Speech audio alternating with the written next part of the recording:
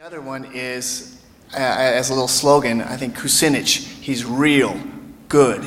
And I like that. Well, this is all things that you do. I can see there's video cameras here all over and photographs, and I'm sure people have MySpace pages and YouTube pages and goodness knows what else you're able to do. This is about us getting the message out.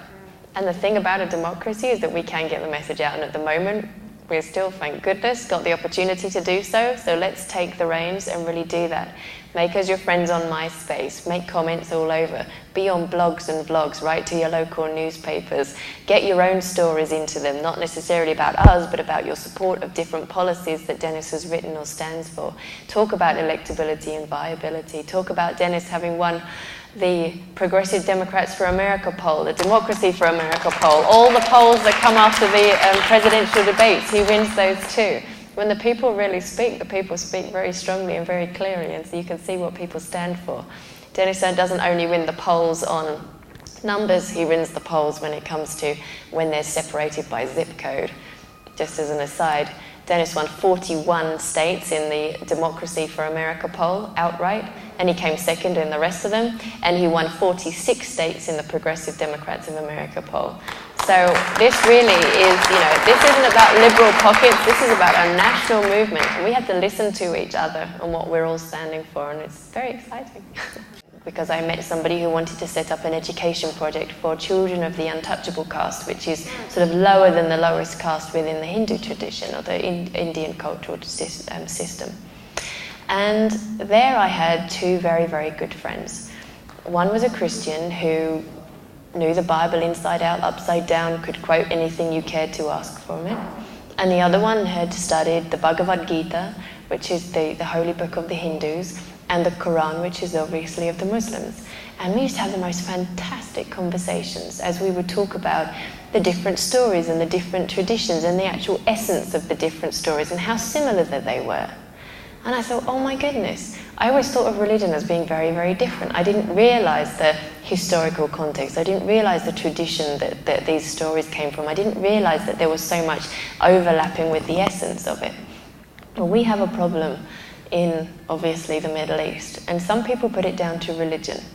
And that's fine, because people like to sometimes categorize themselves. I'm splitting away from my human family because I'm an X, and I'm splitting away from my human family and I'm a Y, and because I'm a Y I can't talk to you and I want to fight with you.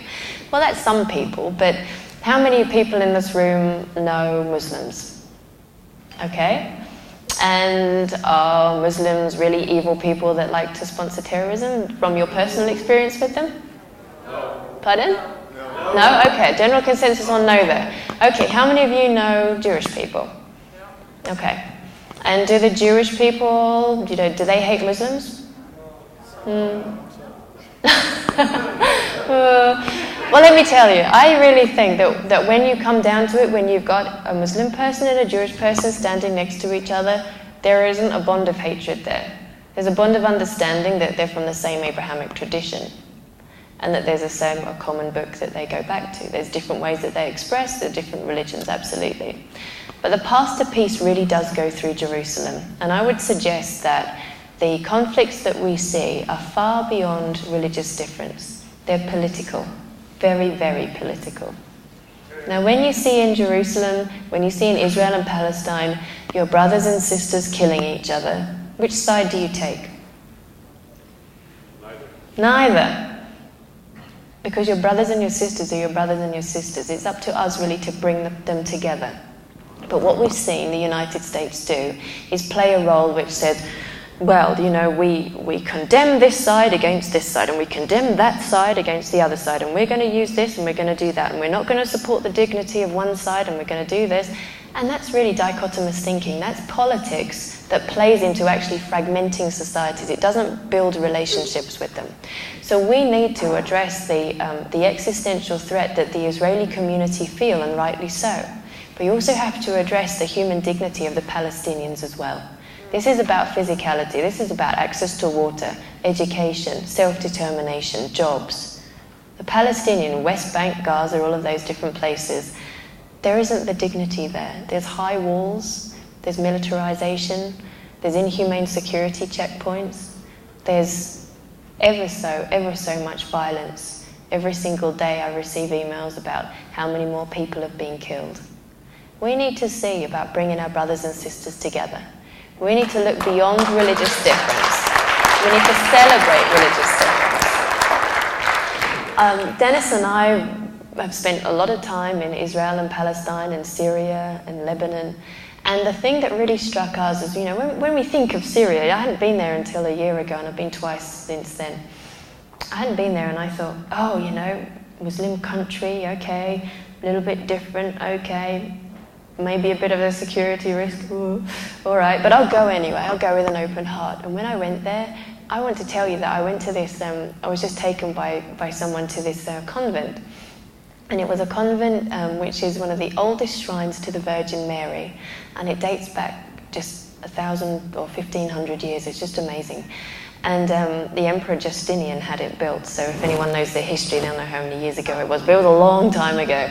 Anyway, I went up there. It's obviously a Christian community, and there was Muslim ladies up there, fully covered in their beautiful outfits, worshipping as well, next to the Christian women who had no coverings. And I thought, this isn't what we hear about. We don't hear about how the faiths come together and how people worship together and understand each other. We always only hear about the stories when people have tremendous difference. And so what I really like to do when I'm working is see what it is that we want to create. And we want a world where we've got communities who work together, live together, and are happy together. And we've got a lot of that around the world. We've got to start emphasizing where that happens and really seeing where the true realities are. Because there are places, communities between Israel and Palestine, in these little pockets, where you've got mixed communities who live together without security, whose children go to the same schools, who they visit the same hospitals and doctors, and there's no security risk. And we have to, instead of looking at the problems of why people are fighting each other, we need to concentrate on looking at the questions, well, how is it that these people live together? What are these conditions? And how can we mainstream these positions and these conditions so that everybody can live like this? Because religious difference is something to be celebrated. We said within the education system about children learning about their environment and the communities that they're living in and all of that. And I studied religion because I wanted to understand the rest of my human family, and I wanted to be able to know about it. And I'm of the faith and the understanding that there is a spiritual truth to all different teachings, and some that we can just say, that doesn't really resonate true with me, so I won't accept it. But you can go along those lines, that's fine. We have to learn to listen to each other, and that really is how we build a culture of peace. So I hope that answers your question. Thank you very much. Thank you.